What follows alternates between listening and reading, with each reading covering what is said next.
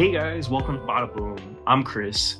I'm excited and a little jealous because Troy got to speak to local man and Deathstalker writer Tim Seeley. So Troy, what was Tim like?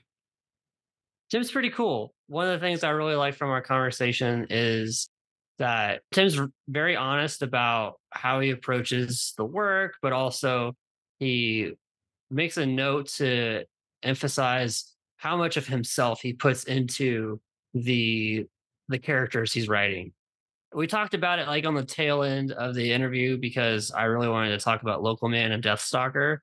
But when he was talking about his work with the big two, he mentioned that he really tries to find a piece of himself in the characters he's writing if they're not his own. And that really stuck out a bit to me when we were talking and when been editing the interview, because that's the part where I think that's one of the things that makes him just a really good writer in general. Like you can see it in his independent stuff, but I think when it's, not a character that's your own and you've read so many different versions of these characters in the past, that you can still see a little bit of Tim in these stories that he's writing. If it's like Nightwing or Superman or Lobo or Deadman, you still know it's Tim, even if you didn't know that his name's not on the cover or anything like that. Someone just handed you one of the books, you could still tell it's him. Yeah, and for both of us, I think we really dived into his work after Local Man. I've read like his work on Rebirth Nightwing, which is a really iconic run. Obviously, he did Grayson, and he's coming back to write some Nightwing stuff in the summer with a Dead Man and Nightwing story. But yeah, he's one of those writers that like as soon as you pick up the book, you're like, oh, like this is a Seeley, but in a good way, not like I Yeah. think some writers can get like in that trap, but like his books are really fun. Like for example, Deathstalker, I picked that up just really based on his name, and I did not watch the movies in the '80s, so I had no point of reference. I did know who Slash was, which was pretty cool, but I was like, you know Yeah. what? The cover on this looks pretty nice. It's a card stock. Let me pick this up. And now I'm like, this that book is at the top of my pile when it comes out. Yeah. And it was really cool to hear him kind of talk about the process of like putting in certain things, and you can tell he's a fan. Like he, in terms of the characters he's diving into, he's able to sort of like take out these little pieces and put in these little nuggets in each story to make it fun that like fans could enjoy, but also for him to have fun with the artist and really make each book its own thing. Yeah, for sure. And I think one thing that I'm interested to see him do in the future, he talks a little bit about, he doesn't want to break the toys. If it's someone else's toys, he wants to, be respectful and play well with them. He doesn't want to break them. The toys got to go back in the toy chest and things got to get reset to make the next chapter happen. And Tim does that, I think, very well in the stories that he tells, even if there's like a weird little thing happening at the end that's like, oh, that's cool, but like that takes place 2,000 years in the future. I would like to see, he says he's a little conservative. So maybe in the future, we'll see him maybe push the envelope a little bit more with some of the characters he Which writes is for in the big hilarious two. because if you read Local Man and Deathstalker, those books are not conservative at all. I know. But it speaks to sort of like how he's able to explore those really like raunchy things, even with his own creations like Hack Slash, Revival. But I think the reason he keeps getting sort of like IP work, whether it be, stuff at DC or something coming up, the Venom stuff he's got at Marvel coming up, and then also some of the other corporate stuff like He-Man and Ninja Turtles, like all that kind of stuff. He's able to do that because he knows what he's hired to do. Yeah. But like what's really cool about someone like him, you could read those books and be like, oh, this is really cool. And then sort of see him sort of like let loose in a book like Deathstalker and Local Man. Yeah. And I think like if subconsciously that is his strategy, it's a great one because you may find him through the big two work, read his independent stuff, and be like, man, now I really got to pick this up. And you're still interested in what he does in the big two. But it would be interesting one day if someone in the big two says, hey, just break this or get close to breaking it, but like, don't let's be able to come back from it if it's that bad. But in the meantime, like he's got some great things to share with everybody when it comes to Deathstalker, how he came about writing it, the inspiration for Local Man, and what Local Man kind of has going for him in the future in this interview. Yeah, I'm excited for people to get to hear it. So, with that, listen in to Troy's conversation with the great Tim Seeley. Hey Tim, how's it going? Hey, happy to be here Hey and Tim, not have yeah. it up. It, Yes. Tim, we were excited to have you on the show. Thanks so much for spending some time with us. You're writing a new comic book at the moment, Deathstalker, that's coming out Yeah. through Vault. How did that project kind of come into fruition? How'd you get started with writing Deathstalker? It's a weird one because Vault has a partnership with basically the band Metallica, and they have a company called Headshell that they put out a lot of music comics. And when they approached all the people that are working with those guys, one of them was Slash, and they kind of said, "Well, Slash, what do you want to do?" And instead of saying like, "I want to tell the Slash story" or whatever, he was like, "I have the rights to Deathstalker." Like, wait, what? Because he's a huge fan. He used to work in a video store, and so he was obsessed with those sort of 80s direct to video fantasy barbarian movies and stuff. So he wanted to do it there. And Vault mentioned to me, "Hey, have you any familiarity with Deathstalker?" I was like, "Do I have familiarity with Deathstalker?" I also grew up. My dad was a video pirate. He was a huge fan of all the sort of B movie stuff, especially all the Corman produced stuff. So I saw Deathstalker tons of times as a kid, and Deathstalker 2 as well. So when they mentioned, I was like, "You have to let me do this." And I knew, if I was going to do it, I had to call up Jim Terry because he's a huge barbarian fantasy fan. And I knew the take I wanted to do on Deathstalker was just that he was just in the worst place in his life, and he's older and kind of a loser, and he's trying to sort of survive in this world that seems set up to beat him up. So Jim can draw the most beat up dudes on earth. So I figured that would be a good combination. So I got to work with Slash and Steve Kostansky. This just sort of serves as a bridge between the old films, and then they're working on a new film with Daniel Bernhardt. So this kind of connects the worlds a little bit. And it's been a blast. It's one of my favorite things I've ever made. It's really fun. One of my friends asked me, hey, is this like action comic book? Like, how serious is it? And I was like, for me, it's like it's got like the humor, I feel like, of like a Futurama episode, but like it's set in the Stone Age. And he's like, okay, this is totally my book. I gotta pick it up. And then he told me there's also a movie happening. I was like, well, then it's gonna be a pretty funny movie, and it's gonna be like action packed and stuff, just based on the first two issues alone. But that's awesome. That's really cool. I didn't know Slash owned the rights for it, and it's really cool that he wanted to do this comic. I've been a big Slash fan since I started playing guitars years ago, and so for him to be on this comic, I was like, whoa! And Tim Seeley's writing this, like, it's gonna be a great comic. He's a super cool guy, and the process for this book has just been like a ton of fun. Like we just get on Zoom and we talk it out, and it's so easy because we're all on the same page, and we throw out a bunch of ideas, and Slash says cool, and Steve says cool, and then we make a comic. It's like there's no. I wish there was a bigger story, but it's just us all agreeing to make this badass barbarian in the screwing up everything story, and everybody's having a good time doing it. Yeah, I loved in the last issue that you have like the pig warriors, but then they're also riding pigs at the same time. I was like, how do we determine which one of these guys is gonna like is a person and which one is not? Maybe they switch sometimes. We don't know. The pigmen are from the original movie, and famously they reuse the footage throughout the movies. They filmed this pig guy, and he's at a big feast, and they serve a pig head, and he looks at it and he goes like, and then they use that footage again in the second movie, and then because they were cheap, low budget movies. So we just felt like the Pigman had to be in here, but we had to really go big with it. So you see sort of the origin of the Pigmen and how their society works in issue 2, and then issue 3, one of the main Pigmen is that you see him at the end of 2.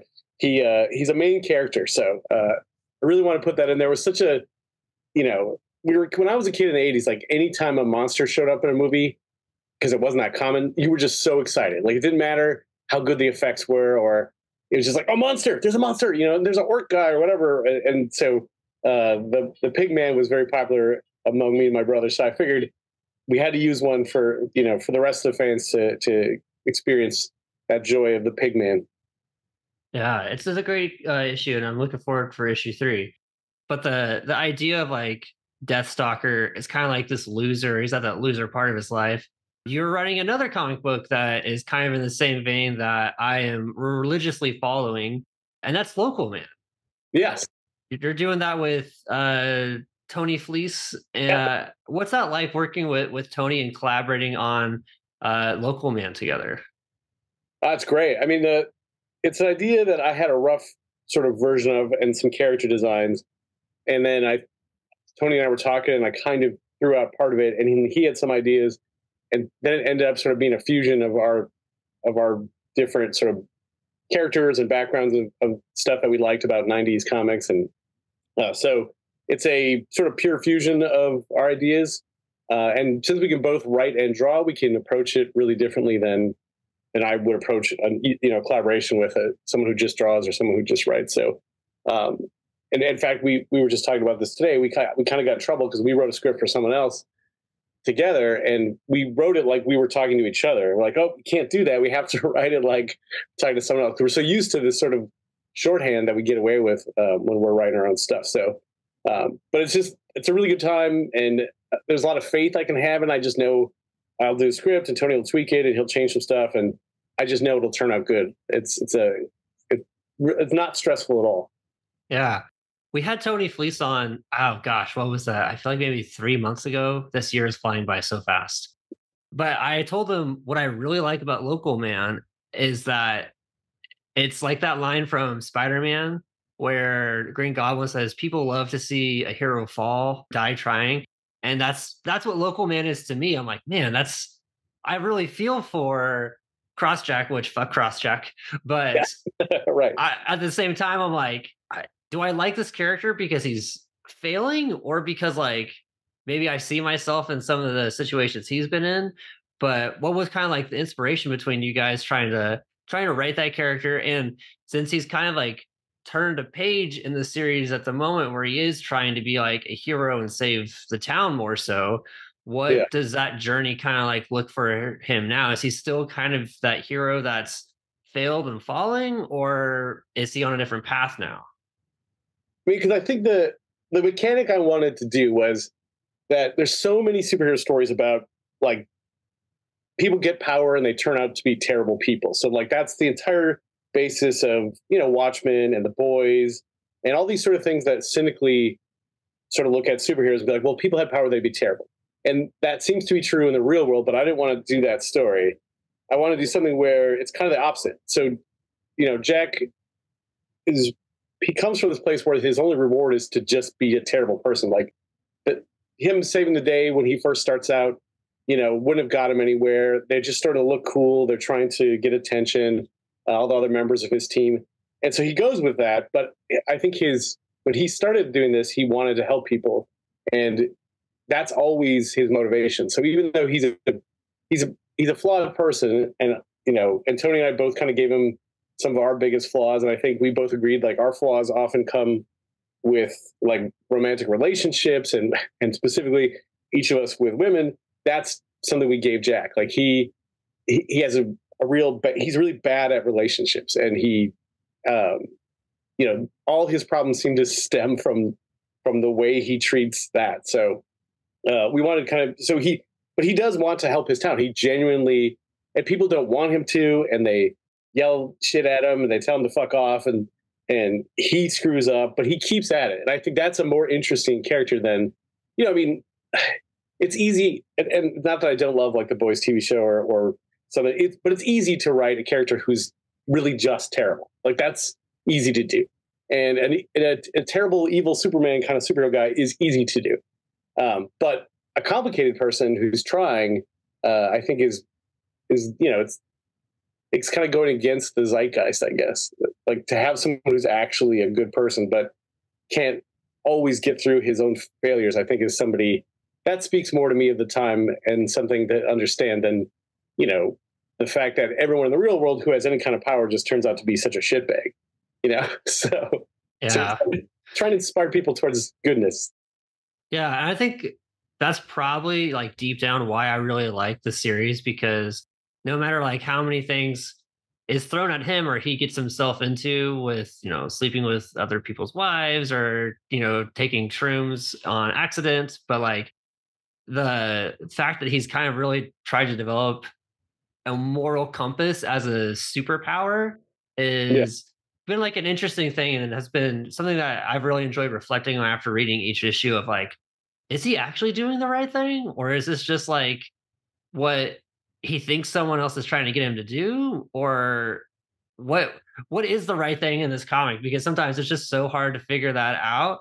And it feels like that's what really makes it relatable, because that's a lot of how real life is sometimes you just don't know what the right thing is. Is it the right thing for you, for someone else, or the town? You just don't know. So Yeah. Well, I think there's a cynicism about superheroes that happens as you get older, and then too often I think cynical old people put their views on superheroes on things for kids. Like Superman is not meant to be realistic, or even he's an attribute. You know, you're trying to be Superman. You wish you had such goodness in you, even if you had all that control and all that power. But you shouldn't ruin those characters, really. And so this is sort of like, in a weird way, us kind of clawing it back a little bit. It's an adult story, but we're trying to put some of that things that we thought superheroes should be in back into it, and in part because of it being sort of a 90s kind of superhero character. Those characters, when Youngblood and stuff came out, like in Wildcats, and they kind of skipped the traditional superhero stuff because they're like, well, let's get rid of stuff that's boring. Like he has, Spider-Man has an aunt and she's old and not hot. Get rid of it. It's boring. And, like sidekicks, they're dumb. They wear stupid short pants. Fuck it. Get rid of it. It's boring. And it really was stuff that it was probably important to making superheroes work. But they didn't, those guys just saw whatever was cool. It's cool. So we're kind of, now Jack has a sidekick, and he's got supporting characters, and they're not all cool. Some of them are just regular people in town. So that's us sort of reverse engineering the way the image creators initially approached superheroes. yeah, well, keep approaching it the way you guys have approached it, because it's my favorite comic that I pick up probably every single month. And whenever someone's like, hey, what's a good indie comic I should read? Like, top of the list is Local Man. So please keep writing it. It came out of left field for me, but once I started reading, I was like, where's the next issue? Well, there's only like 6 or 7 at this point. How can there not be more?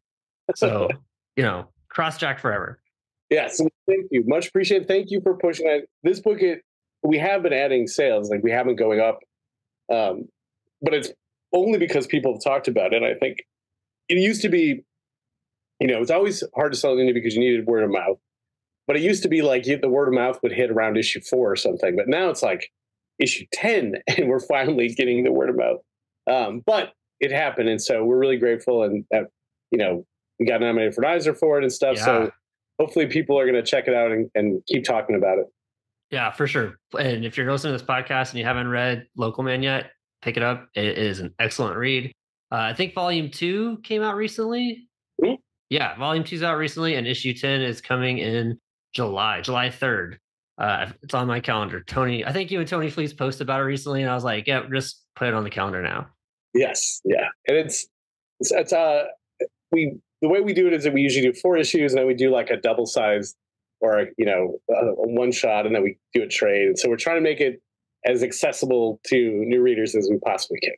Yeah, it's great. So if you haven't, again, pick it up. It's pretty accessible from what Tim just said. But I have a question for you, a couple questions for you, actually. This is a trade I got a while ago of like your collection, action figure collection. It's just, it's a couple stories of different like random kind of like characters I feel like you've made. Some of them based like on action figures, and some of them I know you mentioned that you drew some of them when you were a kid.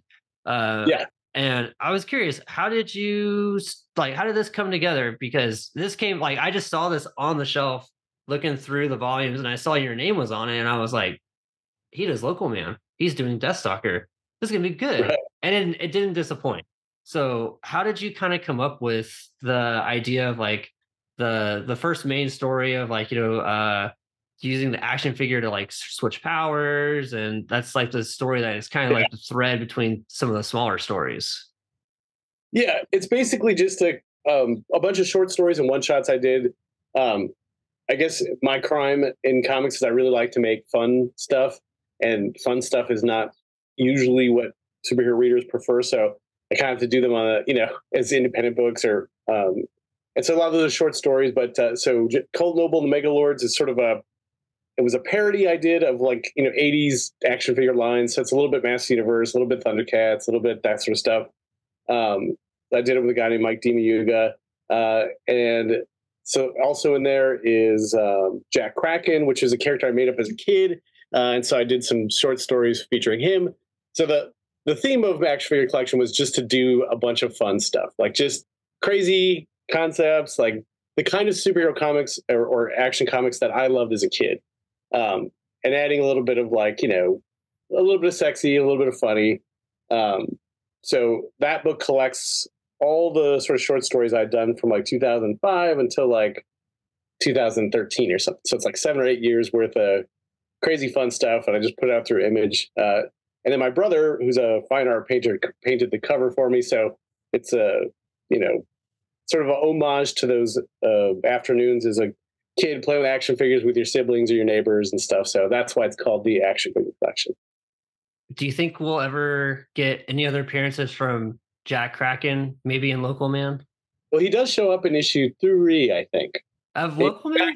Yeah, he's in the background. Okay, okay. And the Super Beasts are also in it. And the one where in the backup where the devil is coming to Earth, it's like part 22 of a 42 part whatever crossover or something. All the other superheroes that you see are characters from that. So Jack is in there, Jack Kraken, and Dracula Man shows up. Okay. Stuff. So yeah, I throw them in whenever we need like some crazy background characters. Yeah, I mean it's a fun read, and I've got to go back and read issue 3 because I really liked the Jack Kraken stories in this. So I've got to be able to make sure I can do a little bit of where's Jack Kraken and Local Man search now. Yeah, but keep it fun. Yeah, it'll be a lot of fun. But you've also done some work for like, we mostly talked about like the independent stuff you've done with like Deathstalker and Local Man and the action figure collection, but you've done some stuff for Marvel and DC, of course. And I was curious, like, I feel like I know a good sense of like when I read something, oh, I can tell that's Tim's humor. And I was curious, what's that like bringing your humor over to something with the big two? Do you feel like there's like restrictions on it, or do you still feel like you can still kind of be yourself and have the characters do the humor that you want to do? Yeah, I mean, I've done this long enough that I sort of, I never try to pull stuff that I know will get me in trouble. Like it's just too much trouble, right? It's too much work. So, when Marvel DC hired me, I know the rules. I know what not to break. Maybe I'm even too conservative sometimes about it. Like maybe I should push the boundaries a little bit, but I tend to just, this is their stuff. I can do my creative own thing. I can do whatever I want with my other stuff. So I don't feel like I'm trying to get away with anything. But I kind of try to treat it like I was trying to find a way in for me. So, if they asked me to write, Nightwing or Shatterstar or Batman or Deadman, then I always try to like, well, what about this character interests me the most? Like, what can I relate to about it? Because I kind of feel like if I don't get it, then I can't make you get it, Yeah. So, and usually I don't have too much trouble with it. I think most characters I can find something I find compelling, every once in a great while I'll be like, yeah, I got nothing for this guy. But I just take it as like, this is their stuff and I will treat it well. I will give it back to them in one piece. And just have as much fun as I possibly can, and try to tell something that people can relate to, that touches people.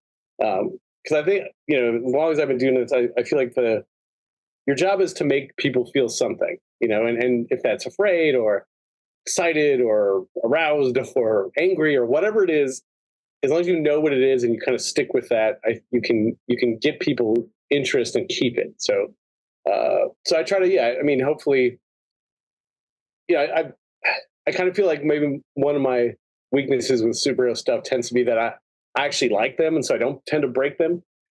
Whereas I think a lot of older readers are like, break this for me. I want to see you fuck it up. Yeah. And I just don't tend to do that. But, I always have a good time writing. Like I'm working on some Nightwing stuff now, Nightwing and Deadman at DC. And, I love those characters. It's just almost as fun for me as it is writing my own stuff usually. I read I think it was the King Shark line that you did, and then the Lobo versus Superman. And there's like bits and pieces in those issues that you wrote where like the humor, I'm like, oh yeah, Lobo gets all of Kryptonian drunk. This definitely seems like a Tim Seeley thing to be doing. So like I definitely see the humor that shines through in it. It was just like a weird flip for me from like I read all your or a lot of your independent stuff, and I'm like, oh, there's Big Two stuff. And I was like, where is the Tim Seeley like humor gonna come in? And then it just like hits you right in the face with something like that crazy. I was like, yeah, this is the part I've been building up for, is to see Lobo introduce beer to Krypton. Right. Yeah, exactly. Well, Tim, what else are you working on that you can tell us? Do you have any projects coming up that we can tell our listeners to place like a final order for at the local comic shop? Yeah. So let's see. Well, Local Man 12 is out in July 3rd, I think you said, right? That was July 3rd. And then I've got Batman Brave and the Bold, issue 14 is the next one of the second part of the Nightwing and Deadman story. And then Deathstalker 3 comes out soon. And man, what else do I all got? But too much. The trade for Hackslash Back to School by Zoe Thorogood just comes out this week, I believe, which would be the 12th, I think.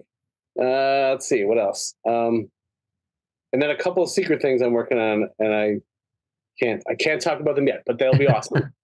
So yeah, always keep me busy and making junk. That's my thing. We'll be looking forward to seeing those things. Will you be posting anything like online for previews that we could maybe take a look at? Where can we find you? I am on Twitter at @HackinTimSeeley, and I'm on Instagram for now at Tim Seeley. Unless they change their AI policy, I probably will ditch that place. I think that's most of the places I go now. I'm kind of sick of social media, so I'm trying to avoid it. I have a YouTube channel where I do educational stuff. You can find me there. I just talk about the history of comics and storytelling and sequential art. So you can check me out there as well. Awesome. Cool. Well, thanks so much for your time. I appreciate having you on. Looking forward to grabbing the next issue of Deathstalker, Local Man, and of course, the Deadman and Nightwing stuff that you're going to be working on. Thanks, man. I appreciate it. And with that, Badaboom. Badaboom. Thank you for listening to the Badaboom podcast. Keep the conversation going on Instagram, TikTok, and Twitter. Get in the comments on our YouTube channel and let us know what you'd like to hear next. And please subscribe to the podcast on Apple Podcasts, Spotify, and wherever you listen.